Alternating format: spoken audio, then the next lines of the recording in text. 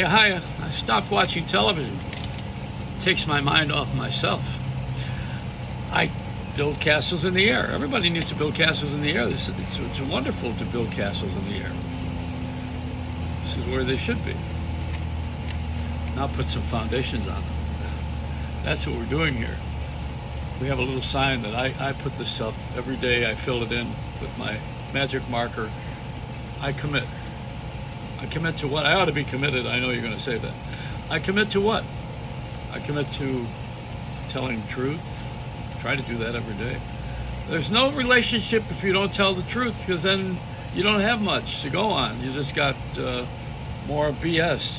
And if you're going to take a statue down, take that one of that bull on Wall Street. Take that statue down, because that bull's going to go on forever. You just take the statue down all you want. There's still going to be a bull. And that's the way it goes, unless you are a person of action. So years ago, the envelope, please. The Amazing Prescott. Loved that bit. The Karnak thing. Used to be that Johnny Carson would hold the envelope up to his head, and the answer was Yoko Ono. Yoko Ono. The question, how do you order one egg in Japanese? This envelope contains all disc jockeys' business, including Casey Kasem, Rick Dees, Wolfman Jack, Joey Reynolds, Ron Chapman, Carol Miller. We all signed off on helping the broadcast community to accept black disc jockeys and paying them the same and giving them the same opportunities that we had, and sharing the wealth and the fame and fortune. We signed that agreement years ago because we knew it was the right thing to do. And on television, it's not about how many black and how many white. I think we played that in business for a while. You know, have you met your quota? This is just about everybody getting together and having a think tank to have one mind with many thoughts. We have to have somebody at the head of the table. You got to have some chairman or president. But I would like to form a committee. President Trump, I think, would be good for economy. I think then you have Joe Biden for compassion. Have a black woman who's aggressive. That woman who's in the Bronx, that Hispanic woman, she's pretty good. Put everybody together and let's figure it out. The Senate and the Congress, they're kind of a wash. Why? Because they have lifetime jobs. They don't really need too much. They talk good game, and they have people behind them who have money. Lobbyists. Lobbying is payola. You know, I turned that down as a disc jockey. So what do? We sit down at the same table, and everybody can figure out not the piece of the pie, but what they can do for their country rather than for themselves. I've heard this from a president once. I believe that we've got to do something different, and the difference is for us to come at it with a little bit of imagination and a lot of patience. The thought of putting everyone in the same room and talking it out doesn't seem likely to you, maybe. But it's likely to me. This is the way everything gets settled in business. Why can't it get settled this way in government? You know, I mean, not to decide budgets. That's a select job. Somebody has that. You know, everybody's got a part in the play. And according to your gifts, your talent. Not everybody's going to be the same in thinking. They're not going to think and act the same. We're a family of men and women who are different from each other, but yet we have one goal in mind, and that is to keep the expression.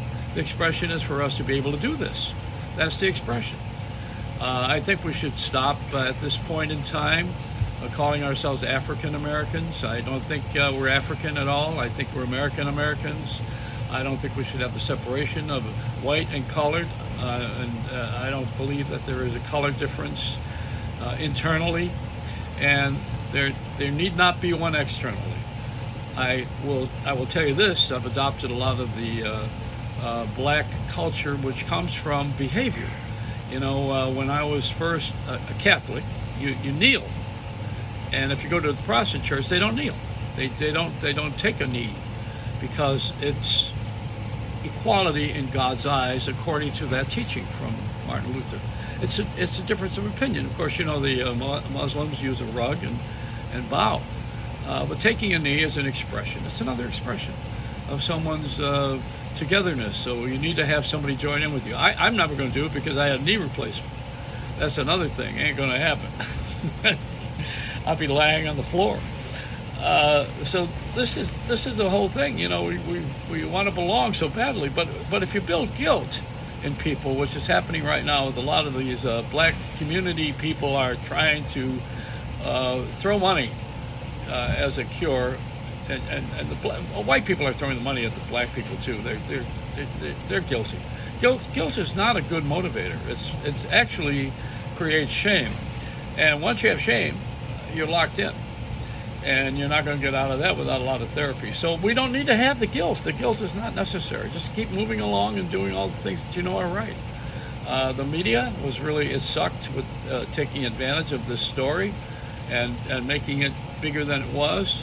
It didn't need to have anybody, it didn't need more drama. It just needed to be what it was and to show how terrible a crime, and we needed to all know that we saw it, but there's a place for this to be discussed. And the demonstration, I think, was way over the top. Why? Because the disease is waiting to get people. The disease, not of racism, that is a terrible disease. We've lived with that for a long time. We don't need to have it. But the disease of the virus is out to get us, and we don't need to be gathering like this right now. It's too late for it. We already did that. And, you know, people foolishly all jumped into the game of change. And the way to make change would be for all of us to get together and have a decent discussion to begin with. And I know people think that doesn't work because we've had a lot of those, but it does work. And unfortunately, a lot of the black people were not black people. They were green people. They're about money. And you know who you are. If you're all about money, you're not black, you're not white, you're green. So the green folks, get out of the way for a while. And we don't need to have a certain amount of black people to make it look like we're okay. I'm okay anyway. I'm okay in the eyes of the creator of the universe as far as I'm concerned. And that's where I report. That's the management of the planet. That's the home office. When I go back there, I'll file my report. I'll try to put in a good word for you. Anyway, this is a Reynolds Wrap, and I hope you follow me on Facebook and on YouTube. And I don't want to rattle your cage too much, but we got a lot of work to do here, and it didn't just begin. We've all been doing it all along. That's what I've been trying to tell you. We started this a long time ago. It's not new. And it is never going to be even, because life doesn't go that way. There's no perfection. There's a lot of bumps in the road. Join in, take my hand, and let's journey together. It's a Reynolds Wrap.